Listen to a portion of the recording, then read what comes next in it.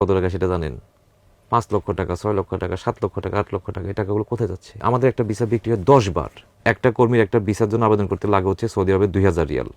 2,000 Real ধরে নিলাম যে আপনার বাংলাদেশি টাকায় কত, 50-60 হাজার টাকায় ধরেন, 60 হাজার টাকায় ধরেন, তাহলে 60 হাজার টাকা একজন সৌদি নাগরিক একটা ভিসা পেয়ে গেল। এই ভিসাটাই বাংলাদেশে চলে আসবে।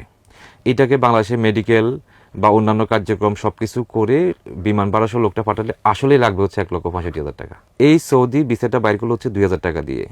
আমি গিয়ে বললাম যে তোমার কাছে যে ভিসাটা সেটা আমাকে দিয়ে দাও, তোমার আমি 5,000 টাকা দিচ্ছি, খাড়ার উপর 3,000 টাকা লাভ। মানে ওইখান থেকেই ব্যবসা শুরু হয়ে গেছে। স্টার্ট। আমি আমার এক বন্ধুকে বললাম যে আমার কাছে একটা ভিসা আছে, কিনবা? কত? আচ্ছা 7,000 টাকা দিও। 2,000 টাকা লাভ নিয়ে করলাম 7,000 টাকা। ওই বন্ধু আবার আরেক বন্ধুর কাছে বিক্রি করছে, আমার কাছে একটা ভিসা আছে, তুমি কিনবা কিনা? কত লাগবে? 10,000 টাকা। 10,000 টাকা পর্যন্ত সৌদি আরবে বিক্রি হয়েছে। আর বাংলাদেশে ভিসাটা আসছে। বাংলাদেশে কোনো একটা এজেন্সিকে ভিসাটা পাঠালে দাম কত? 15,000 রিয়াল প্রথম পার্টি। সেকেন্ড পার্টির কাছে সেটা বিক্রি হচ্ছে 20,000 রিয়ালে।